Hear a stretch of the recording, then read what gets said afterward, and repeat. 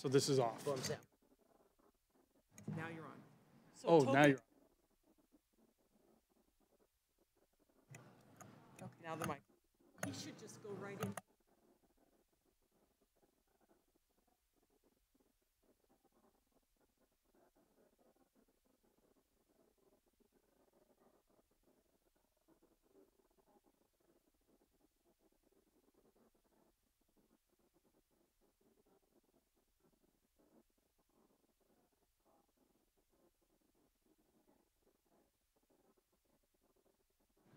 Hello?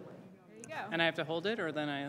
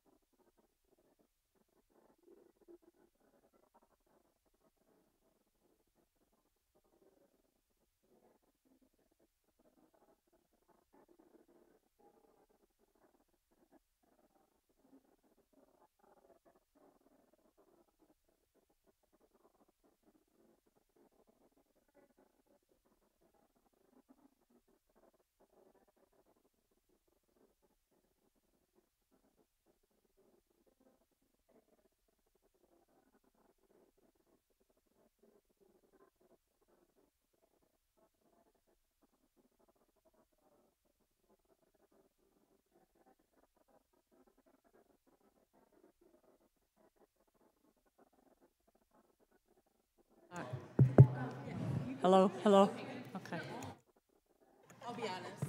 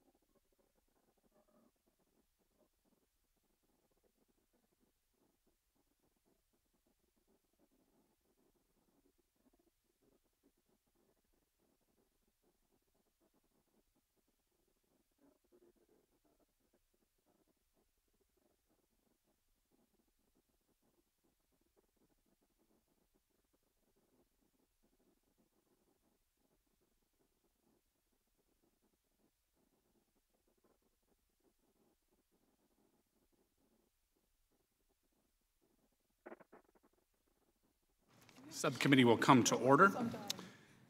Good afternoon and welcome to the first in an important series of hearings the Human Resources Subcommittee will be holding to focus on jobs and opportunity. The purpose of these hearings is to demonstrate how, as our economy continues to strengthen following the enactment of the Tax Cuts and Jobs Act, employers' demand for workers is growing and our human services programs have a role in supporting the next wave of workers needed to continue this economic growth. On Tuesday, the President signed an executive order directing agencies to seek new opportunities to reorient our welfare system toward economic opportunity. I agree with the President on this matter and appreciate his bringing the right tone at the right time to this conversation. There is a chart here. During these hearings, we're going to be talking a lot about the jobs gap, the difference between employers' demand for workers, shown as job openings in the chart, and the declining number of individuals in the workforce, shown as the labor force participation rate. The space in the middle separating these two lines is what we are calling the jobs gap. Addressing the jobs gap is about accessing economic growth and opportunity for those on the sidelines of the American workforce. This is particularly important given the healthy labor market and low unemployment rate we are seeing as a result of businesses creating jobs and expanding after enactment of the new tax law. Just this week, the Washington Post editorial board highlighted this issue by saying, quote, American employers in an array of industries, manufacturing, agriculture, trucking, home building, energy, food service, retail, and others, are warning a long-brewing labor shortage is reaching crisis proportions, end quote.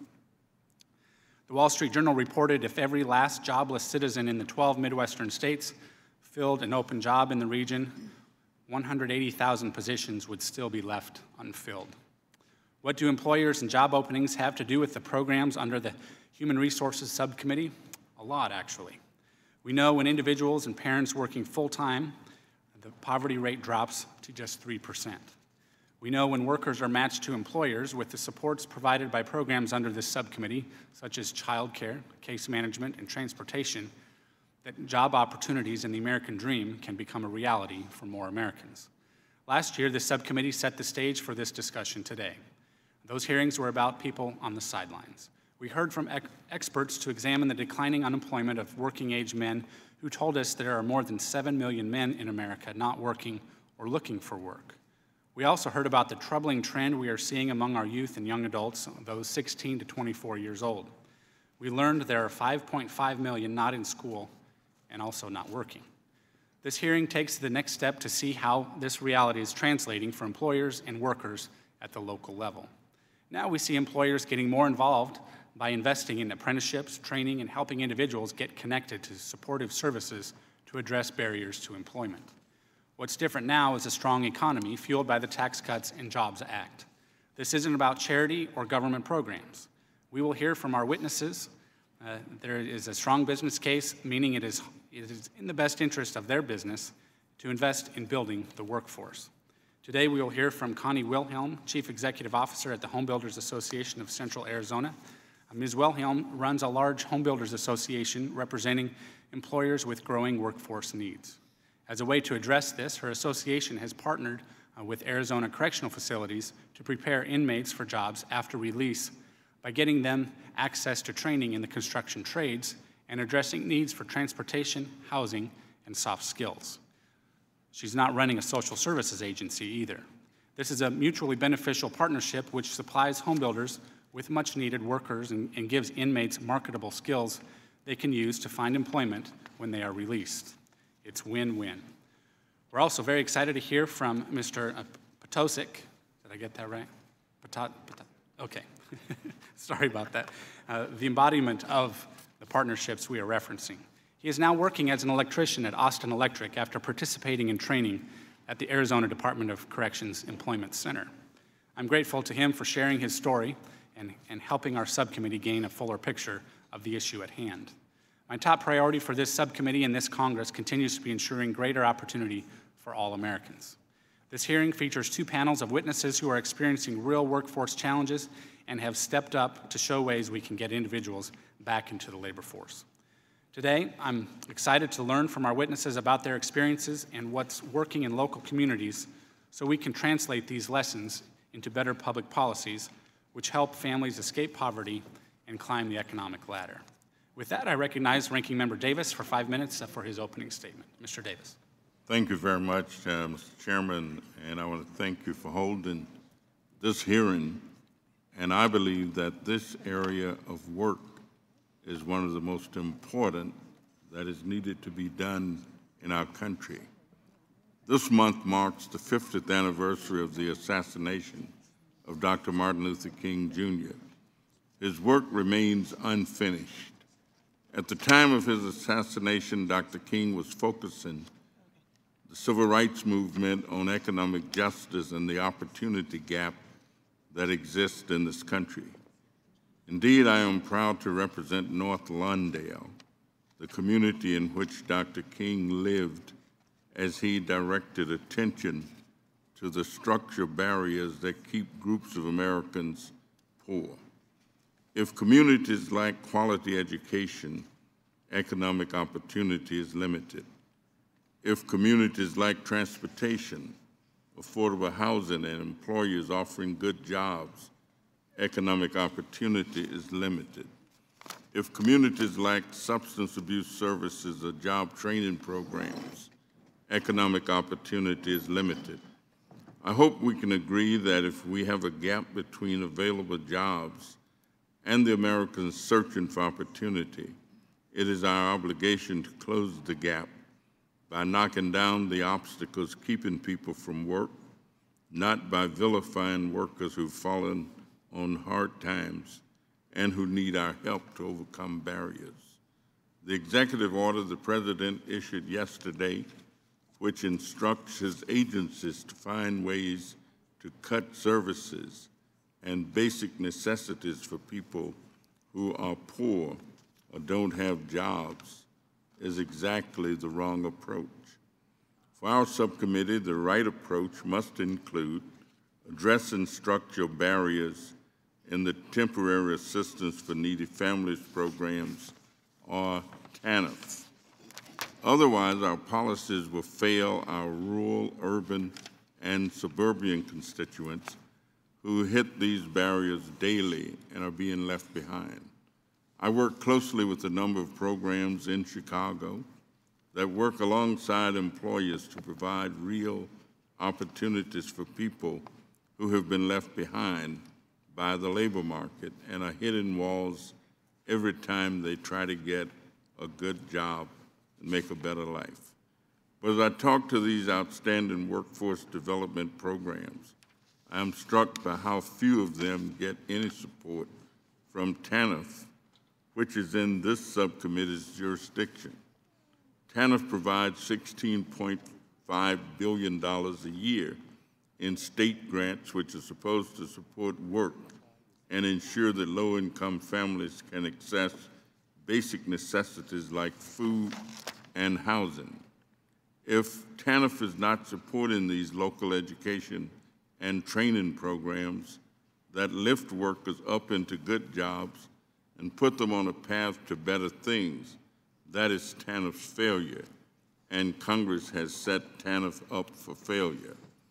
TANF includes arbitrary limits on education and training, even though we know a lack of skills and credentials is a key reason why many struggling parents cannot find good jobs.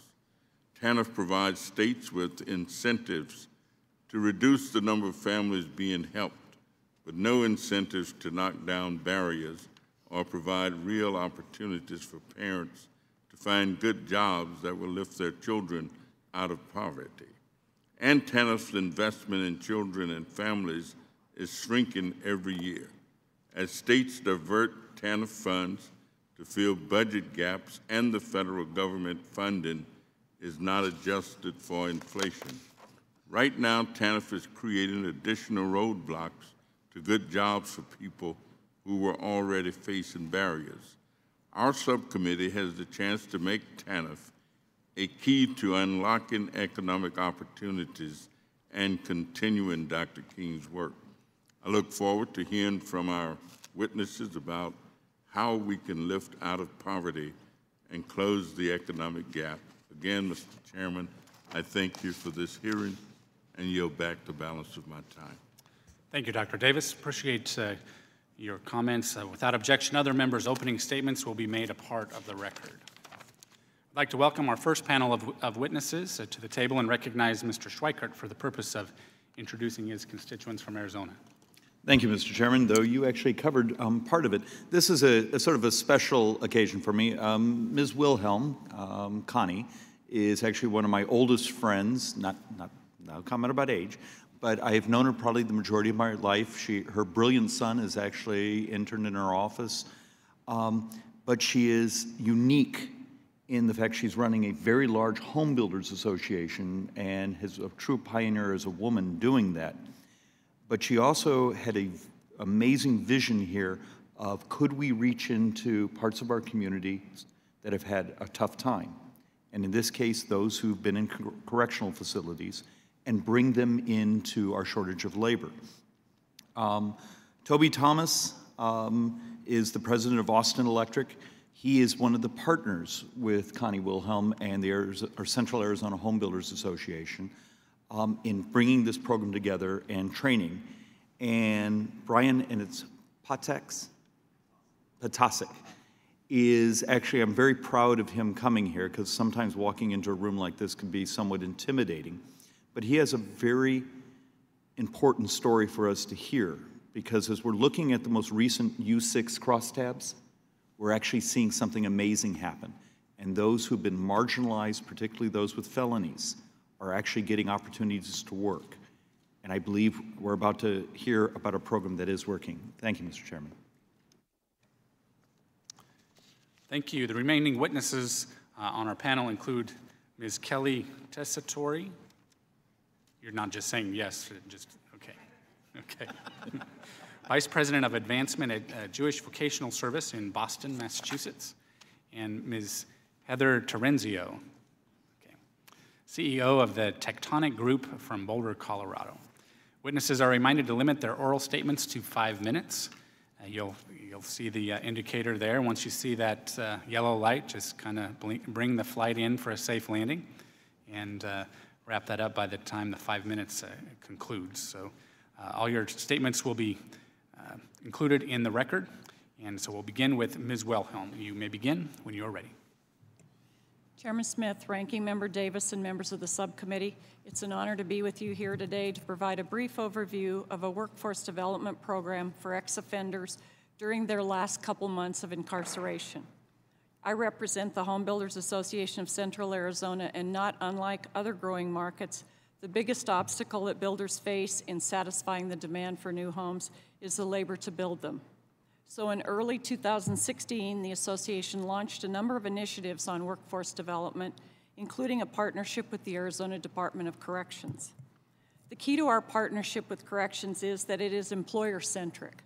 We initially traveled throughout the state holding hiring fairs at prisons with companies representing residential plumbing, electrical, masonry, framing, and drywall trades, seeking inmates releasing into the Phoenix market. Participating employers were required to have paid training programs and be willing to work with this population's unique challenges of parole, drug tests, and transportation. In March of 2017, as part of a statewide effort to reduce recidivism, Governor Ducey established 3 second chance centers within the correctional facilities for those inmates releasing in 60 days who had a moderate to high probability of recidivating. This collaboration between the Arizona Department of Corrections and the Department of Economic Security consists of 10 weeks training program to prepare and equip inmates with the career and life skills they need to succeed after release. Since studies have shown that employment is the most direct link to reducing recidivism, job fairs and connecting with employers is a huge part of this effort. At our first construction job fair at the Second Chance Center outside Phoenix, we found that many inmates had construction experience and others were eager to learn a construction trade. Shortly thereafter, we piloted for training for 2 trades, electrical and painting, at the center. The Lewis Second Chance Center is currently expanding from 100 to 275 inmates, and we are expanding our career training offerings from 2 trades to 6 trades at this center. We will now offer training in electrical, drywall, framing, door and trim, masonry, and plumbing. Our employers provide the trainers, curriculum, material, and tools for their specific trade. 2 of the 3 instructors for the electrical class were former felons, which provided real-life examples of success for the inmates. While 6 to 8 weeks of training is not a lot, it's enough to familiarize the inmate with the trade, learn how to work safely, and to establish a relationship with the potential employer. Additional training is provided once they are released and employed. Participating inmates also have the opportunity to earn a OSHA 10-hour card. Working with this population, however, has not been without its challenges. The majority of inmates are released to a halfway house and are on parole for up to 6 months. So it's a major challenge to find employers that are willing to take a chance on an ex-offender. We've had several employers join our program only to leave after one bad incident with a former offender. We've also had employers tell us they don't want the liability of hiring felons. To address that concern, last week, Governor Ducey signed a bill we initiated, which helps protect employers from liability solely for hiring an ex-offender. Without question, the biggest challenge ex-offenders face in the Phoenix metro area when trying to get a job is transportation. Many have suspended driver's license because of civil court fines or penalties. To overcome that obstacle, we worked with the courts to pursue legislation to allow for a restricted driver's license that allows them to drive to work, to meet their parole officers, and to seek medical care. This bill was also signed into law last week. Since we started our recruitment and job training programs, our employers have hired over 300 ex-offenders, and we expect that number to increase significantly with our additional on-site training. During the 5 months of piloted training, 80 inmates completed training, and approximately 40% of them were hired by the companies who trained them. Since last March, over 817 individuals have graduated from a second chance center, and 54% of them have successfully gained employment upon release. Additionally, Arizona has seen a 10% drop in released inmates going back to prison on a technical violation and is experiencing the largest drop in the number of inmates in prisons since 1974. We are excited about the future of this partnership and the opportunity to offer careers in construction to ex-offenders. Great timing. I understand Mr. Thomas and Mr. Potasic will be splitting their time, so begin when you're ready. Mr. Chairman, Ranking Member Davis, members of the subcommittee, thank you for your invitation to speak here today about the workforce development and our work with the Home Builders Association of Central Arizona and the Arizona Department of Corrections. As the housing market began to recover, we quickly identified that we had a labor shortage. As production demands increased, so too did the shortage of qualified workers. To grow our business and capitalize on the increase in demand, we began an in-house training program to teach people who wanted a new career to wire new homes. In rolling out our training program, we found the single biggest challenge was attracting individuals who wanted to learn a new skill. After an exhausting 6-month recruitment effort, we simply could not find enough people with an interest in construction to grow our workforce at the numbers we needed. In early 2016, we contacted with Connie Wilhelm and the Home Builders Association. Prior to our introduction, Ms. Wilhelm had been working on several solutions to address the labor shortage. One of her initiatives was to work with the Arizona Department of Corrections. Over the next several months, we participated in job fairs at prisons across Arizona. Through these job fairs, we were excited to learn that there was an eager population willing and ready to learn a new trade. Through our partnership with the Home Builders Association and the Department of Corrections, for the past 10 months, we have operated a 60-day training program at the Lewis Prison outside of Phoenix. During this training, we teach wiring, blueprint reading, and other applicable skills. In addition, we teach conflict resolution and lessons to improve character building abilities that will not only enhance them in the workforce, but in their personal lives in the community as well. To date, we have trained and hired 86 former offenders from our training program and have about an 80% retention rate. Although we've had immense success with the program, we have had some challenges. The most glaring are transportation, housing, and proper attire. These challenges can have a direct effect on an individual's ability to succeed on the job. Then there are the psychological aspects. While trainees are in the program, we have their undivided attention. Once they're released, there are outside influences that could have a negative impacts, both professionally and personally. Fortunately, this has been the exception to our program and has led to the workforce expansion that we planned for. More importantly, the program has exceeded all my expectations with the impact it's had on individual lives and the community at large. We're excited to continue the program and grow our company. Thank you, Chairman Smith and all members of this committee for allowing me to speak to you today about this program such as Sunrise Employment Center in Arizona Department of Corrections. My name is Brian Potasic, and I would like to share the impact this program has had on my life and how it has made me part of society and helped me regain my family and friends back into my life. Before completing this program, I can truthfully say that I had no positive direction in life along with no sense of hope that I could make things better. I never was a drug user. However, when I was 19, I had all 4 of my wisdom teeth pulled and was prescribed opioids for pain. Next thing I knew, I was hooked.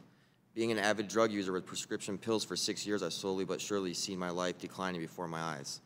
I ended up losing everything I ever owned and loved and ended up incarcerated for 6 years due to the desire to do whatever it took to keep getting high. After another 2 more prison stints because of my addiction, I finally came across a program that I desired and wanted more than anything to complete, and that was the Sunrise Employment Center in Arizona Department of Corrections. Many companies came to this employment center, but one that truly had me fascinated was Austin Electric.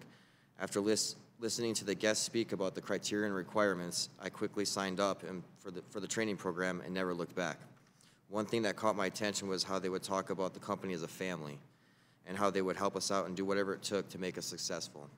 In the training program, I learned the tools and knowledge of how to be an electrician, which is something I had never done before and never imagined doing. Upon my release, I was hired and started work that week. I was given rides to and from work and maintained a job with this company. I started with Austin at $13 an hour, and now I'm making $22 an hour after 7 short months. I can truthfully say from firsthand experience that this program has made many success stories and only will continue to make more. It instills a sense of hope in the lost, a family for those who need one, and the motivation to be a better person of society. It's amazing when you can work with others in the program and slowly but surely see their life changing. That's something that always encourages me to stay on the right track. I never really had goals after being released from prison until I entered the program. Since then, I have rebuilt my trust with my family and friends and have regained their love and encouragement. Not only have I obtained employment with Austin Electric upon my release, I have also been able to support myself and not become another statistic by going back to prison. I'm doing things now that I never thought I would, like going to have coffee with my mom, buying Girl Scout cookies, or just giving back to the community. Staying out of prison has been the best success story of my life, and every day I wake up, it's success, and I measure it by that. Every day I'm out of prison is something I look forward to. Thank you. Thank you very much. Very compelling story. Thank you. Ms. Tessitore. Good afternoon, Chairman Smith, Ranking Member Davis, and members of the subcommittee. I'm Kelly Tessitore, and I'm the Vice President of Advancement at Jewish Vocational Service in Boston, which is a nonprofit, community-based organization in workforce development. I began my career at JVS in 1996, the same year as welfare reform, and since then I have designed and operated dozens of programs for low-income populations. I'd like to talk to you today about my experience helping people strengthen skills, access jobs, and build careers. Last year at JVS, we served 15,000 individuals in our skills training, education, and job placement programs, including through our one-stop career center. Our greatest strength is our deep relationships with employers. We placed job candidates with more than 1,200 employers last year, and we worked with 20 more to provide on-site training to 1,600 incumbent workers. Our employer partners tell us that they can't find enough workers with the skills they need, and in many cases, they are facing critical labor shortages. The current low unemployment rate is encouraging employers to look at hiring populations they haven't considered previously, which is great,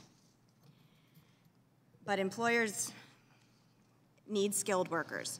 To provide those workers, and because we believe that the best way to lift people out of poverty is to equip them with in-demand skills, we partner with employers to build training programs. Let me walk you through one of our programs. Our pharmacy technician program includes training on medications and anatomy, pharmacy law, hospital basics, customer service, and inventory. We partner with pharmacy leaders CVS and Walgreens to provide an externship to each program participant. These externships give students real-world experience that helps them adjust to work before taking on a full-time job, and they give CVS and Walgreens access to a pool of trained applicants that can meet their skill needs. The 12-week program prepares graduates to take and pass the National Pharmacy Technician Certification exam. We cover the exam fees, and our graduates pass the certification exam at higher rates than the national average. Pharmacy technicians earn $31,000 to $44,000 on average nationally per year. Last year, 8 out of every 10 students enrolled in our program were hired. And pharmacy technician is just the first step on a career pathway, including pharmacy or nursing school, specialized certifications, or even store management. Although Pharm Tech and other career pathway programs at JVS are highly effective at moving people out of poverty, they don't serve many TANF recipients. On average, fewer than 10% of participants in our programs are on TANF. We have an excellent relationship with our state TANF authority. We have spent a lot of time thinking together about why TANF doesn't move people into work and how we could change it. I think at the end of the day, there are 3 major issues. First, TANF emphasizes job placement and de-emphasizes skills, even though we have 20 years of research showing that work first doesn't work. Although employers can't find workers with the skills they need to fill their critical labor shortages, the structure of TANF restricts education and training activities. TANF hasn't been updated in 20 years, and it hasn't kept up with the way that employers are hiring now, and we need changes that will allow and support skills acquisition. Second, TANF is overly complicated for both clients and systems to administer. It counts the wrong things, and it doesn't focus on work and skill development. TANF has become a benefits processing program focused on preventing abuse rather than a transitional catalyst to work. In my 22 years of working with low-income populations, I can tell you that most of the people I have met do in fact want to work, desperately want to work, but they don't want their economic situation to worsen when they leave cash assistance. Earnings from work affect TANF, which affects childcare, which affects housing, which affects food stamps, and the interaction of those things makes work risky instead of the safer choice for people on public assistance. We have to change the paradigm about how the benefit programs interact so that they can work together to launch people into economic mobility. I'm not talking about growing TANF, but once people are on the caseload, we need to keep them engaged and continuing on a path to self-sufficiency. If we want people to use TANF as a transitional catalyst to work, we need to change the rules so that we can incentivize work, allow for training and skill development, and make it clear to participants how working will affect their future benefits. Finally, work requirements. I've operated at least a dozen programs that feature a work requirement, and in all cases, the very real struggle is that compliance becomes the primary deliverable and outcomes take a back seat.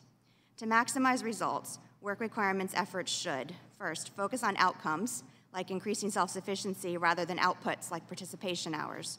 2, focus on labor market demand and local employer needs. 3, make it easier to align adult basic education, job training, post-secondary education, and support services like childcare and transportation assistance. 4, certify programs as compliant with the work requirement rather than counting individual participation hours. And 5, coordinate and recognize reciprocal compliance with other programs such as SNAP, WIOA, and Medicaid. Thank you. Thank you, Ms. Terenzi. Thank you for having me here today to speak about a new way to build talent in high-tech fields. I believe we have an innovative, low-cost way to get Americans to work in high-paying technology jobs without a college degree and without acquiring any debt. My name is Heather Terenzi. I'm the CEO and founder of Tectonic Group, a software development company based in Boulder, Colorado. I've been the CEO of a technology company for 15 years. Our company works on writing software code for websites and mobile applications. Our clients have been everyone from venture-backed startups to Fortune 1000 companies. I have an Ivy League degree and was an engineer, but most of what I learned about writing software I learned on the job. Over the years, I've worked with other Ivy Leaguers, college graduates, and people with all different kinds of backgrounds. And the one thing that I've learned is that if you have a desire and an aptitude for software development, you can be a great software developer. About 4 years ago, I was giving a talk at a vocational school in Boulder about careers in software development. And at the end of the talk, a young man approached me. He said, "Your company sounds so cool. I've been teaching myself to code for 10 years, but I only have a GED, so I can't find a job. But I promise if you hired me and gave me a chance, you would never regret it."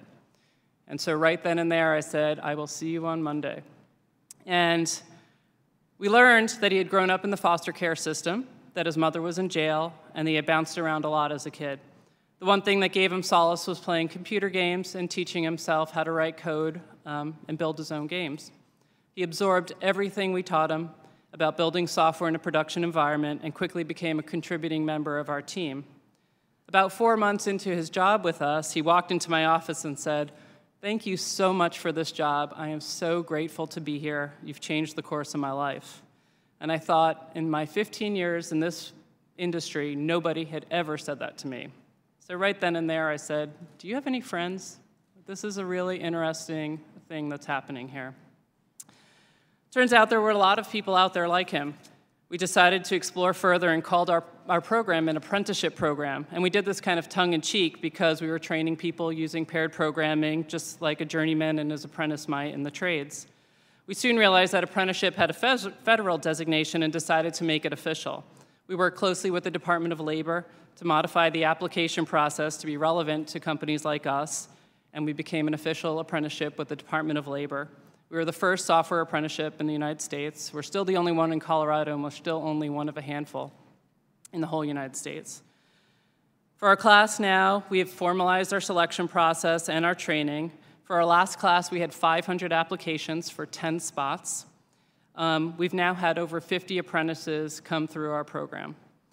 We now offer a service to our clients where they can hire us to build their software, and at the end of our engagement, they can hire in those apprentices as their own. It's a win for everyone. Our clients get their software written with a senior team while we train apprentices. Our apprentices work on real-world projects while working towards a career in software development. Our clients can acquire our team of fully trained and diverse talent as their own full-time employees. We've had apprentices come through our program who are now working for companies like Lockheed Martin, IBM, Zayo, Pivotal Labs. Our program is able to attract a more diverse talent pool than a software boot camp or college because we partner with our local government and foundations to pay our apprentices a salary while they're actually in our program. We are currently 75% women, minorities, and veterans, and they're paid a livable wage throughout the entire program. We recently closed on a Series A round with a like-minded venture fund, and we have plans to grow aggressively this program in the next couple of years. Software developers are in high demand. Unemployment rates for software developers are under 2%. A college degree is not required to be a great software developer. We strongly believe that programs like our apprenticeship are a cost-effective, no-debt pathway to a high-paying, middle-class job in a desirable field with unlimited career potential. Thank you for your time and attention here today.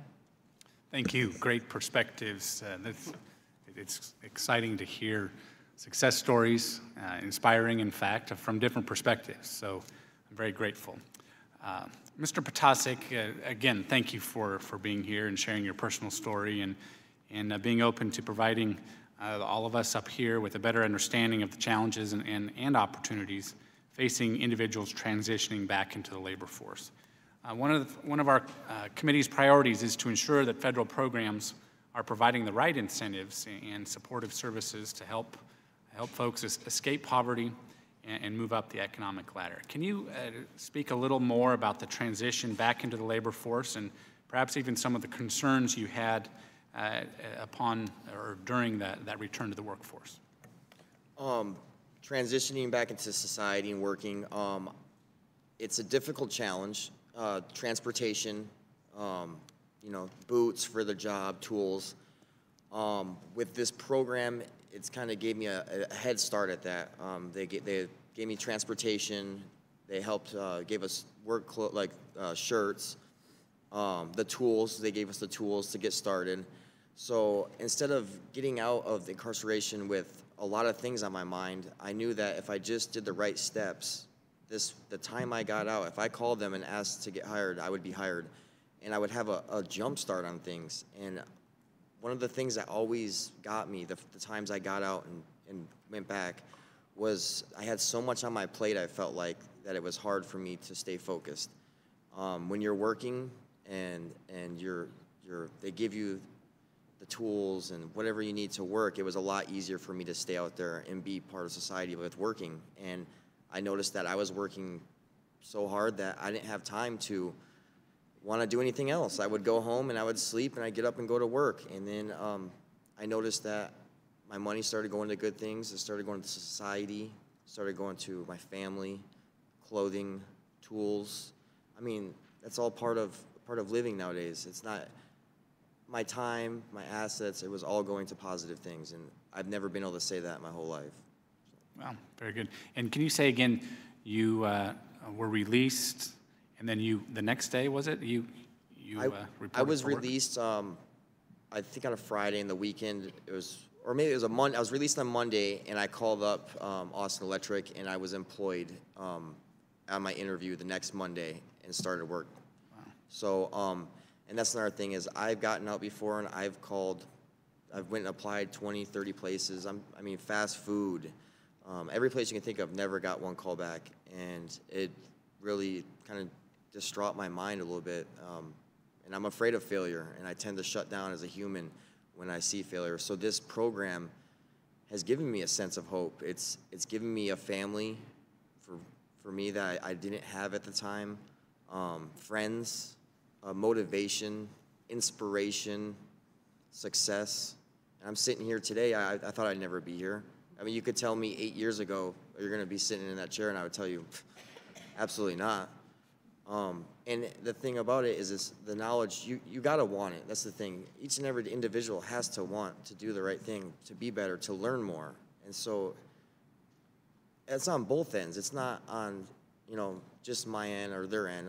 Working together and putting something positive into something and making it grow has done a lot for me. Very good. Mr. Thomas, would you care to add anything in terms of maybe the training that took place and how you kind of envisioned being able to use the skills that were required? Sure. So when we started the program, when we actually connected with Connie, the first phase of the program was we would go to various Arizona prisons. The biggest challenge that we had in doing that was most of the inmates that were interested, that would come to our table and show interest in our trade, weren't getting released till 2021 or 2022. And unfortunately, the problem that we have, the shortage of manpower that we have today, it's effective today. It's not a tomorrow problem, it's a today problem. So we looked at it and said, well, what would be really ideal would to actually have a training program while they're incarcerated. So we started the program, and it's been very successful. At the end of the day, the only requirement we have is that they have to have the desire to want to learn and the ability to show up and put their best foot forward each and every day. Right. Very good.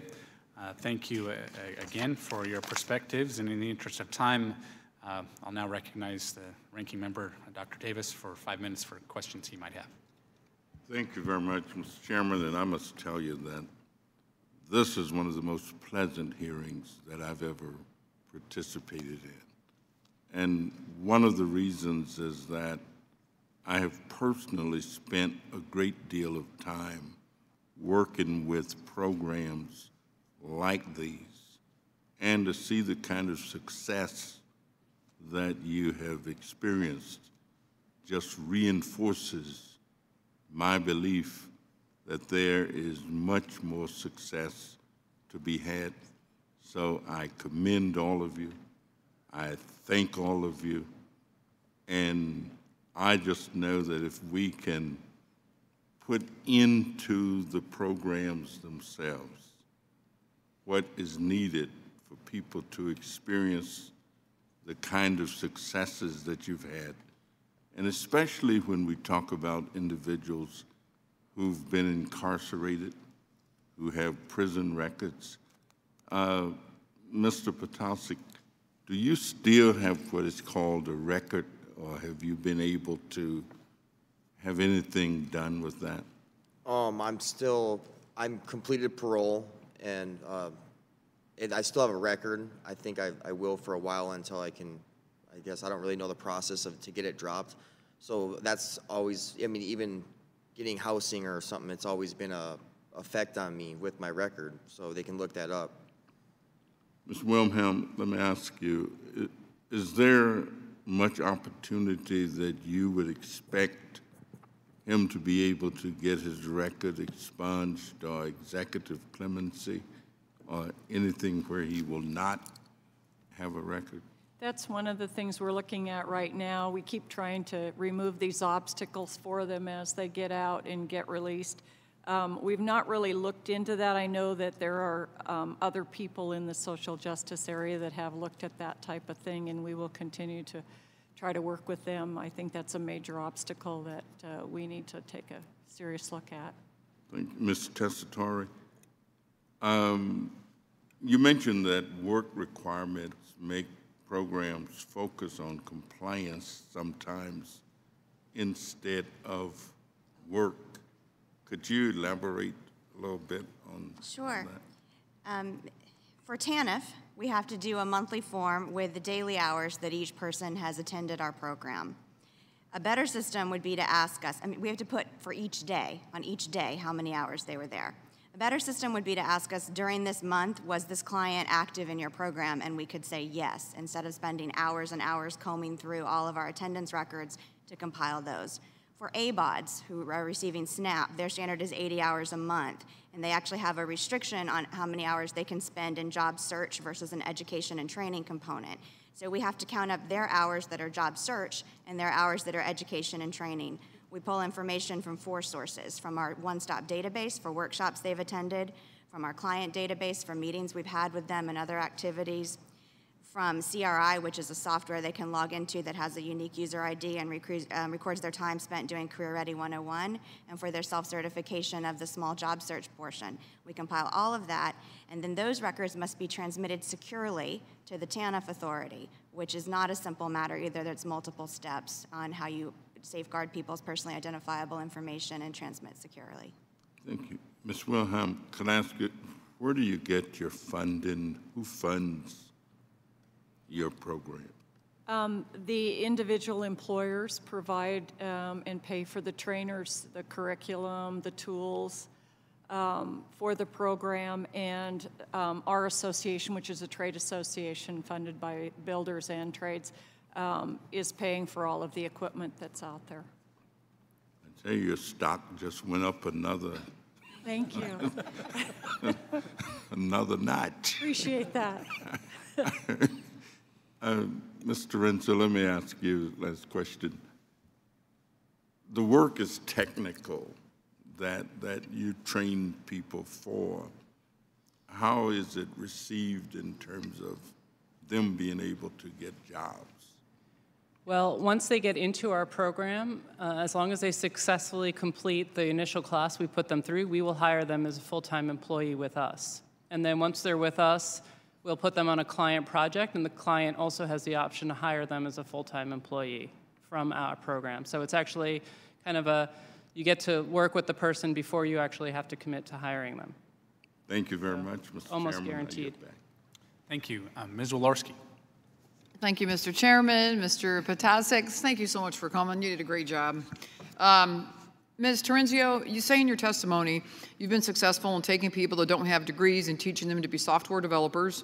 The subcommittee held a hearing last year examining the 1 in 7 16 to 24-year-olds that are neither in school nor working. We heard stories from groups that help these young people train for, find, and keep jobs, and we heard firsthand from one bright young lady who had been through one of these programs. One takeaway from that hearing for me was that sometimes we put too much pressure on kids to go to a 4-year university right out of high school, whether they're ready or not. And worse, we imply that anything less is failure. This mindset does more harm than good. That pressure we heap on these kids can lead to failure because they get discouraged, throw up their hands and say, I'm not smart enough, I'm not going to do this, and it's over. So, and maybe they needed a few years of community college, maybe they needed a 4-year degree, maybe apprenticeships and trade schools was the better route. Whatever the case, the discouragement leads to discouragement. I also took away from that the power of human connection. And if someone comes alongside that person, that disengaged person, coaches them, believes in them, all that doubt washes away and they can be successful. So first I want to applaud you for working to bring people into an industry that from the outside looking in probably looks like an unclimbable mountain for somebody without a degree. I want to ask you, what are the untapped talent pools that you look at? How do you engage them? For our most disadvantaged and disengaged people in the shadows, do you think there's hope to be able to connect them to apprenticeships like yours and these other talent pipelines to reconnect them to the workforce so they can build a better life for themselves and their families? Thank you. So the beauty about software development is that if you are a great software developer, once you're in this industry, nobody really cares where you went to school and what your background was.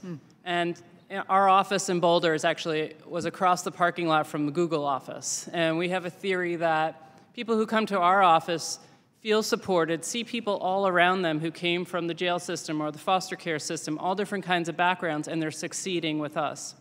And so it's very much a culture of if they can make it, so can I. And so I think it gives people that kind of motivation to know that other people with different kinds of backgrounds can also make it in this kind of a career.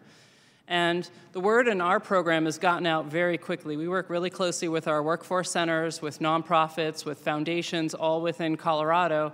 And every time we even just open up on our social media that we have a new class starting, we get instantly 500 applications. And pardon me for the interruption, but do you immediately connect them? So when they come on your program and they may come from that shaky kind of a past where they may not have a whole lot of confidence or feel like they failed something for no reason, do you connect them with the human interaction then? Is there somebody that's absolutely connected to them to keep making sure that they're moving forward? Yep, we do have a mentor system within our company so that you are paired up with people, and actually you're paired up with somebody who was just an apprentice a year before you. So they know where you came from, they have a really close hand knowledge of where they were just about a year ago, and that person is actually responsible for training them up on what they've just learned and getting them integrated into our company. And we're a for-profit company, so we're pretty motivated to get people integrated and productive as fast as possible. And so we're putting them on projects, we're exposing them to clients, we're exposing them to work going on within our company. We're trying them out on different kinds of projects because we want them to be working and we want them to be effective really quickly within our company. But again, I think it's more this culture that we've created of achievement and that everybody from every kind of background can make it with us. Interesting, thank you. Mr. Potasic, you mentioned something that struck me because I really believe this, and you're a glowing example, but can you just speak for a couple of seconds on, you talked about the employer, the electrician company that you work for was like a family.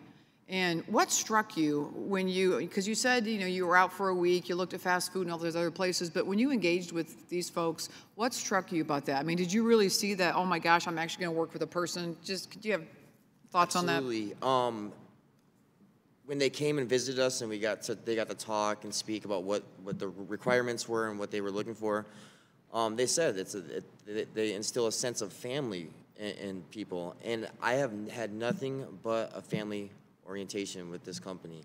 And I'm not saying all companies will bring that. I hope they do. I can't say that. They've supplied me with the tools. I didn't have to worry about the tools. Getting picked up for work. I mean, I have never had a company that would do that for me. Did you feel like on days that maybe, you had questions or whatever, there was a person you could connect to that was not going to give up on you? All the time. That's awesome. I've been able to call anyone for help. That's awesome. Thank you so much. Thanks, panel. And I yield back, Mr. Chairman. Thank you. Thank you. Ms. Chu. Thank you. Ms. Tessitore, thank you for joining us to speak about your successful workforce development program. But I was shocked when you said that less than 10% of your participants are on TANF. Many of the programs that have been discussed today provide great opportunities for individuals if they have stability already in other parts of their lives. But what if they don't? Individuals need to have support such as childcare, housing, and transportation in order to come to work and to carry out their duties.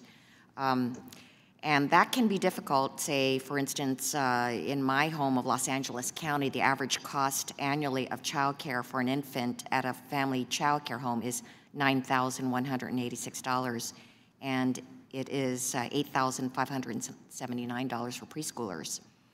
The average single-family household cost of rent is expected to hit $1,416 a month, which is an 8% increase from last year and could only increase, I think.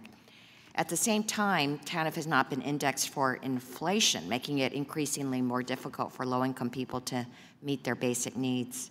So how does your program work with others in the community or utilize government resources to ensure that the basic needs of your participants are met while they pursue training? And how could TANF be changed to be more effective in this regard? So Thank you for your question. Honestly, programs don't work well to move people off of TANF, the alignment of resources. What people need to be put in place in order to move off of TANF to move successfully into work, they need some understanding of what is going to be affected when, how those things interact. They need a reduction in, they need to pay a reduced cost for child support, for child care for a period of time, reduced cost for housing for a period of time. We have spent a lot of time, the TANF Authority and other agencies, thinking about what are those risky points for people, what are those points at which multiple things are falling away from you and that work actually doesn't make sense for you, and trying to put in place things that would help with that. I think also incentivizing work, so changing the way, and this is something that our TANF Authority has proposed to our state legislature, changing the way you, maybe disregarding income for the first 6 months, or a higher disregard rate for earned income than for other income that you're considering in the caseload, changing the way assets are considered, looking at the grant amounts and aligning for different categories so that there's not, you actually get more money if you're not in a work participation program, which unfortunately TANF is so Byzantine that actually is happening to people. A higher benefit amount if you're not work required is something that's happening. So it really needs to be a thoughtful design so that both the participant and the people trying to help the participant can predict reasonably what is going to happen to their income and to their supports as they transition into work. And they do need support for a period of time. There have been initiatives like the Secure Jobs Initiative in Massachusetts, which is a partnership between housing and the TANF recipients and philanthropy. It was actually started by philanthropy, was picked up by the state legislature to bring together all the services that a family needs in order to transition successfully out of all of those things. And they have done a lot of good work by planning together what those steps are going to be for participants. And can you say more about the assets? You said something about assets should be determined differently. I think that some of it may be specific to Massachusetts, but every state is doing it somewhat differently. The amount that you disregard for an asset, I think it's that a car is exempted, your first car up to a certain value, but the second car is also in there. So looking at the asset limits that we allow people to have, they're quite low. So if you have a car worth more than, I'm not $2,500 or $5,000, you're over the asset limit and ineligible. I can't speak exactly intelligently. And what if your client had health care needs? I mean, thank goodness we have the Affordable Care Act, but there are some of those who are trying to get into the workforce that could have health care needs and mental health care needs. And as a psychologist, I'm very cognizant of the fact that there could be a need for services to treat depression or substance abuse. What do you do in that regard? So I will say that we are very fortunate in Massachusetts to have had universal health care for many years now, and we do not see this as a major problem because we have universal health care.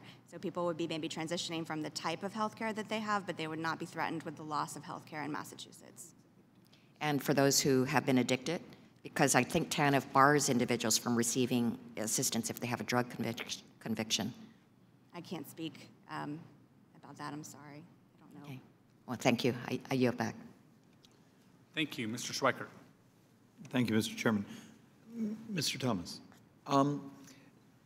particularly, and maybe this is somewhat unique to Arizona and our Phoenix market, but we actually have jobs desperately looking for workers.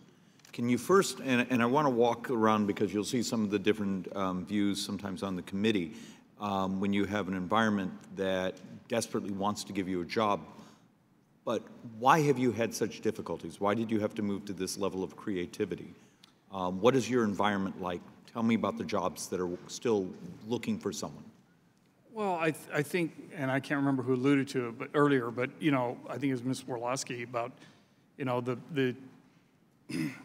you know, we've created this environment with this younger generation, you know, that without a college degree have no chance of success in life. And so I think that there's this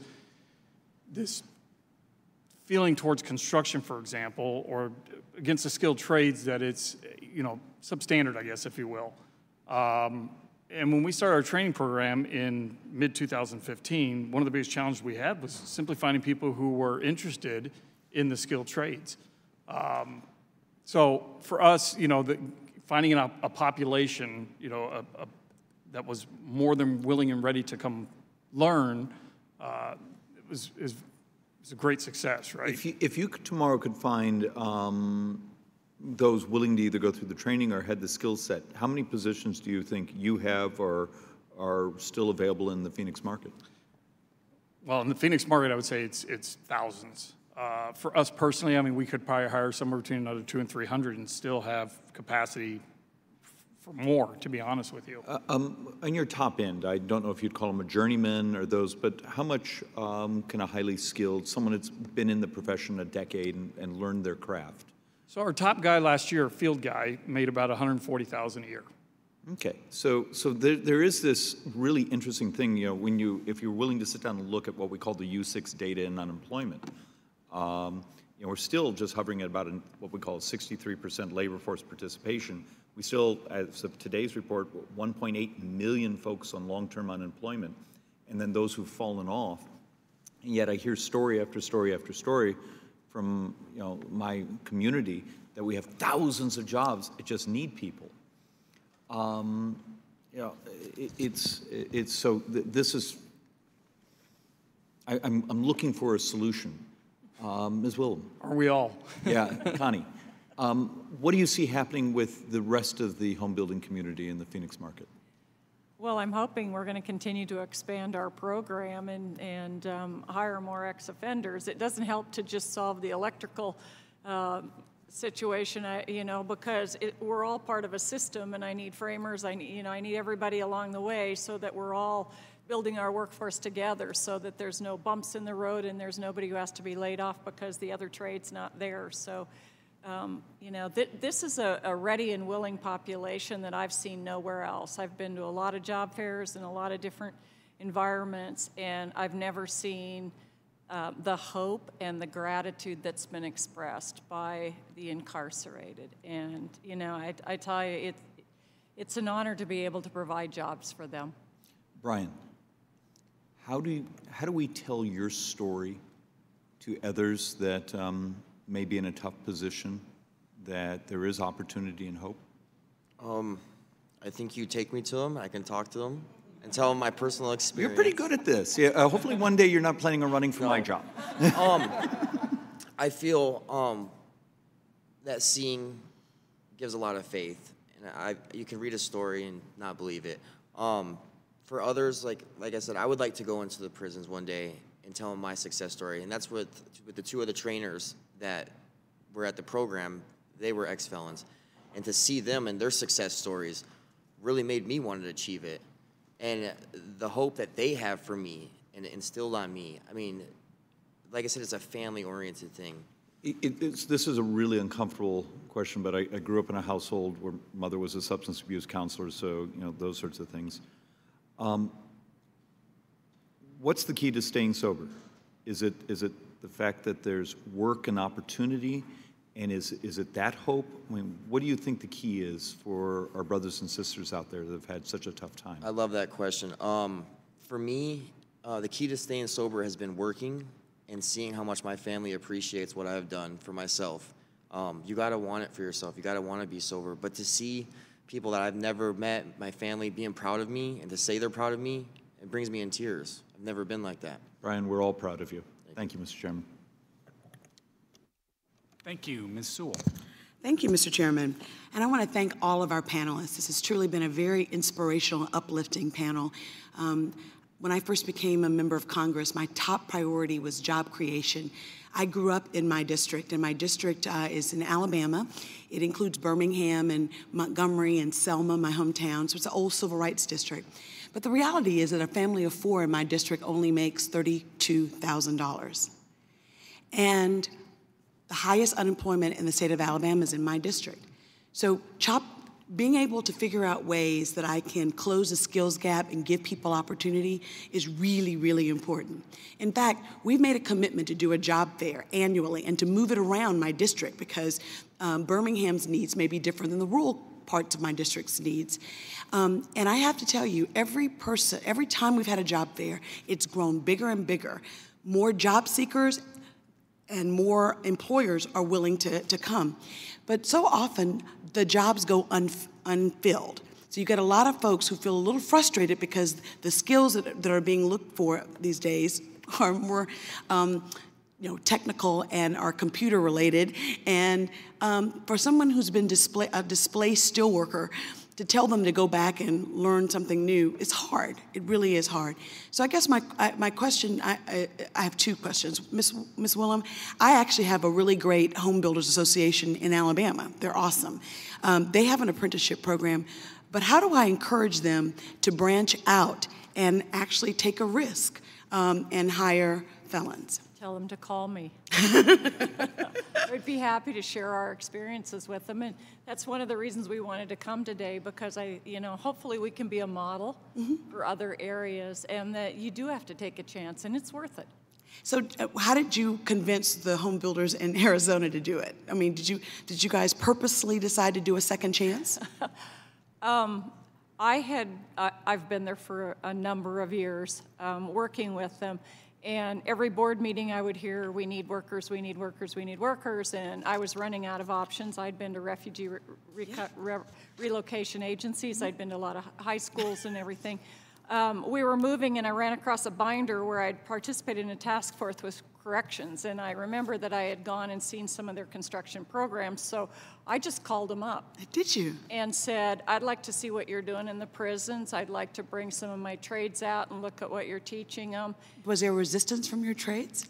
I had to talk to them about the opportunity. I don't know that I would say there was hesitation, certainly. I mean, we're going into a correctional facility.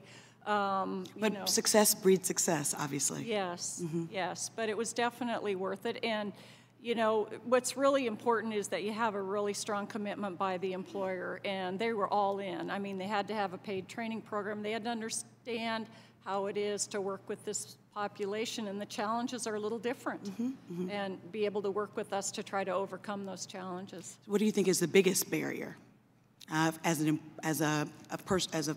I'm sure you had strict requirements of who can come into your program. Were some of the requirements barriers in and of themselves? From the employer's standpoint, yes. They had to have a paid training program, because we were going in and trying to give these women and men hope. And a lot of them didn't have the skills, but we still wanted them in there. It was very interesting, because as we did our hiring fairs, we heard from a lot of them telling me, oh, I used to work for so-and-so, are they still in business? So it was very enlightening for us to see that there was a lot of skill there that we wanted to capture. Mr. Thomas, so how did your company decide to participate in a program, or what are the requirements of that program? I really want to try to encourage the employers that I represent back home to take a risk. Well, and that's what it is. I mean, it's definitely, it's an investment. I mean, and that's the way that's the approach Not a risk, we took, but an investment. It's an investment. We're either going to pay today or we're really going to pay tomorrow. So for us, it was an easy sell. I mean, it's a great population. They're healthy and willing to try this, to try our trade. And what's your success rate? I mean, not everyone is going to be Brian. We've had about an 80% retainage rate. 80%? Which that's great. By all standards is a fantastic rate. Absolutely. Well, Ryan, you're truly an inspiration, and I just want to encourage you to tell your story, because no one can tell your story better than you, but your story speaks to so many people's barriers and their own roadblocks. So best of luck in everything. Thank you. Thank you. Thank you. Mr. LaHood. Thank you, Mr. Chairman, and I want to thank the witnesses for being here today for this important hearing and for your testimony.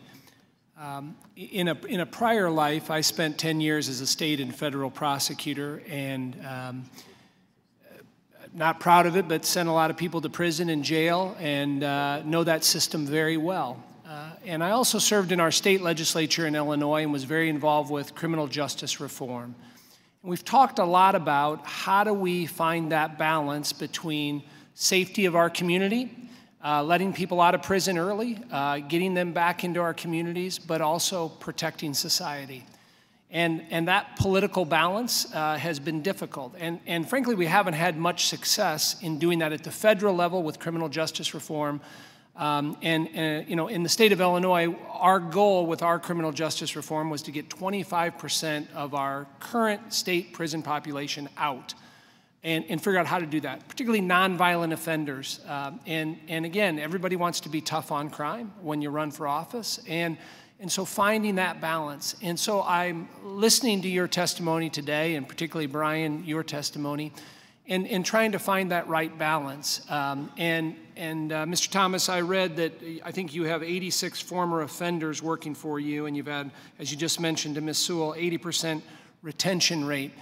And I wonder if you have suggestions on that balance between protecting our citizenry and safety, but also giving people a chance.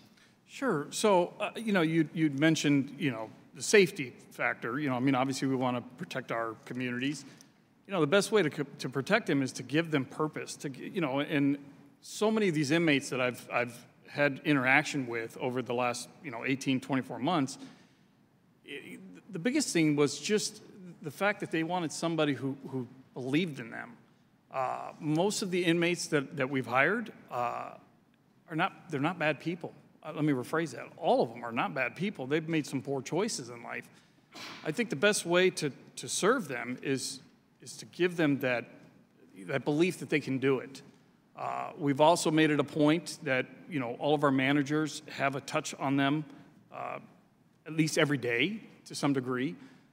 So I think to answer your question, it's really about just giving them purpose. I think ultimately is going to create the safety for our communities.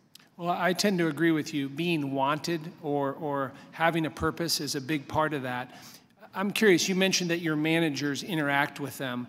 Obviously, we have a parole system, as Brian mentioned earlier. We have lots of integration systems. I'm curious, do you feel that your managers are much more involved in aspects of their life, or is it just related to what they do work-wise? Well, no, it's absolutely, if they have any issue that they're dealing with, whether it's personally or professionally, they're there to mentor them, really, in essence, is what they're there for. I do think it's more effective from an employer's perspective, just in the sense that it is more personable. The parole board or the probation officers that they see, those are just individuals that are there to do their job, to make sure that they're staying in line. Whereas our managers are there to support them, in their personal life as well. So there is a significant difference, and I think that's really truly been one of the successes of this whole program, is that it's not just teaching them a trade. It's they're mentoring them, and I can tell you I've had a number of managers come to us and just tell us how it's impacted their lives personally as well. They feel like they're really doing something beyond just themselves or just for the company. And it sounds like from what you're saying, in some ways, they're kind of a life coach, right, on some of those core decisions that are being made. So I'm curious on that. I mean, do you give them training, your managers, or how do they acquire those skills to engage in that? No, I don't give them the skills personally. I mean, obviously it's something that we meet once a month and have a discussion around. Some of the managers will bring to us, maybe some of the problems that some of the particular inmates are having, and we kind of all work together to come up with a viable solution for them. We've had individuals that couldn't find housing, so we stepped up and we basically paid for their housing to get them over the hump. So it's a combination of, I think, a lot of different things. A lot of it is just learning on the fly. A lot of these guys are just learning as they're, because everybody's a different case, right? I mean, everybody's an individual, so all the problems are individually different too. So, well, thank you for what you do and for trying to help your community and for sharing here today. Appreciate it very much. Thank you. Amazing background. Oh, sorry. One more. My apologies. Mr. Bishop. Wow. His record. That's what he gets for sure. I'm the low man on the totem pole. I won't be long. First of all, thank you all for being here today. I'm grateful, and we're all benefited by your testimony. My previous life, I was a prosecutor. I've been in and out of courts and had some time to spend in the prison system with folks, not personally, but as in my role as prosecutor. I don't know that there are any services within the prison system that will prepare folks, inmates, from leaving And I'm wondering, Brian, what would it have been like if you had left without this transition into this beautiful opportunity that you've had? I've already had results with being released and being reincarcerated because I didn't have job stability. I mean, for me, that's what it comes down to, is job stability, and everything else comes past that. Paying your fines with work, clothing, dental, health insurance, not using access, or, I mean, it's better for me with the job stability. Everything else just kind of fell in place after that.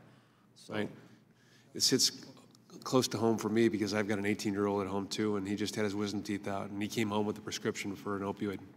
And I purposely did not fill it because I just thought it was incredibly, let's just say, negligent on the part of our doctor for having prescribed it. It was in a way overprescription as far as I was concerned. But I know it happens all the time. And this is a message that we need to get out to a lot of parents who are in the same situation. But I wondered if I might ask the panel, there's a study by a Princeton economist, Alan Kruger, and he found that the increase in prescribing rates can account for between 20 and 25% of the approximately 5-point drop in labor force participation between 1999 and 2015. Is that real? This is where the opioid crisis and the jobs issue interact. It's amazing to me that is indeed an issue, and it's that big of an issue. So I don't know, does anybody feel inspired to answer that question? I'd be happy to talk a little bit about our experience. I would say probably 90+% of the people we interact with are incarcerated for some drugs or drug-related offenses. And it's a huge problem. And I think one of the reasons that sometimes they're not successful even after they know they have a job getting out, just actually showing up and whatever, is that intervention into them going and starting to use again. So it's a huge crisis. And then sometimes they'll work for a week, get their first paycheck, and they're gone, and they're out buying drugs again. So no, we see it every day, not just in this population, but in the workforce, certainly. Yeah. My experience with it, you know, I got my wisdom teeth pulled and I started doing the pills. I was coming from a good family. My mom was supportive, not on drugs, came from a good community, and that spiraled me down, and I lost everything just from that. I lost my job, so I believe in it. I believe there's others out there, and I believe it's affecting our communities really, really bad.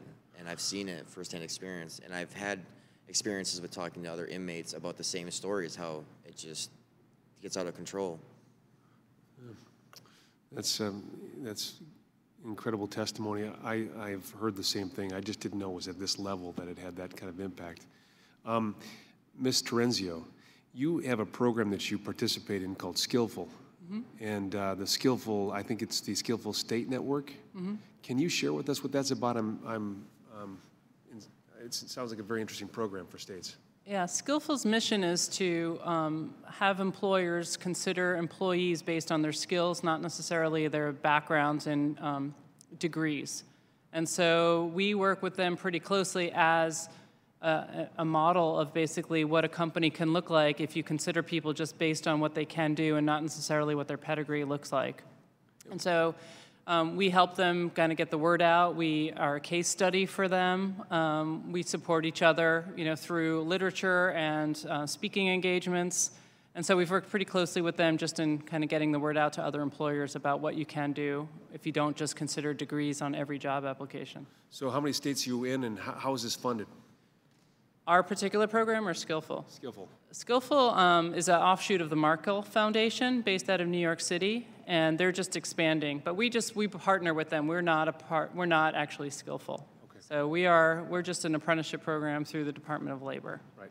And we're currently in Colorado, but we're looking at like rural sourcing kind of jobs. So we're also looking at creating opportunity in rural areas where we can use our apprenticeship program to train people, and maybe instead of Silicon Valley going to India for software development. They actually go to rural parts of America to write their software. Fascinating. Thank you very much.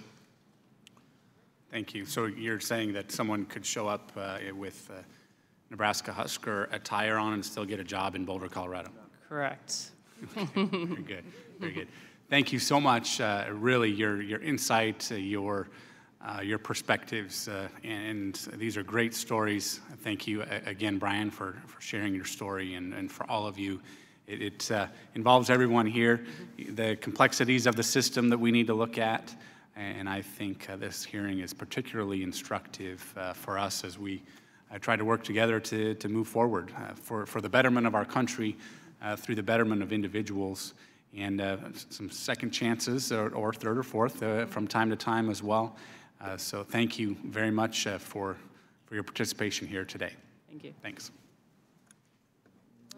We will now focus on the second panel of witnesses.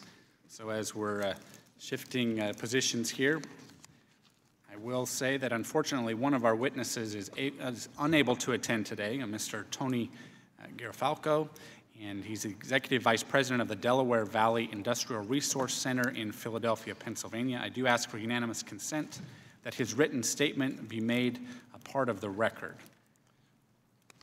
Without objection, we will do that.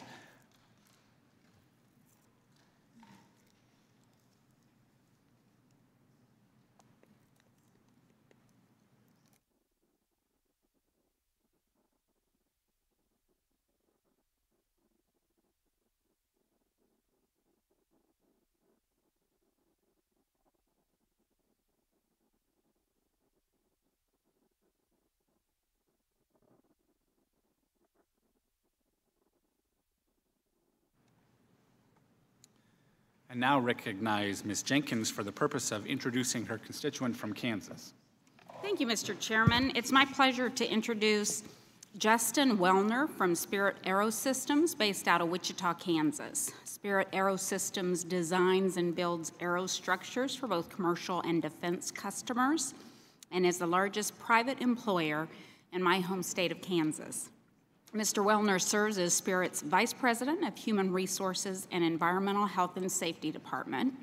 He's worked for his entire career in the aerospace industry, having previously worked for Bombardier Learjet, where he served as Director of Human Resources, in addition to holding numerous other leadership roles during his nearly 20 years with the company.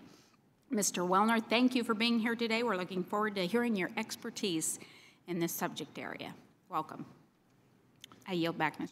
Thank you, Ms. Jenkins. Dr. Davis, for the introduction of your constituent. Thank you very much, and it's my pleasure to introduce Mr. Andrew Wells.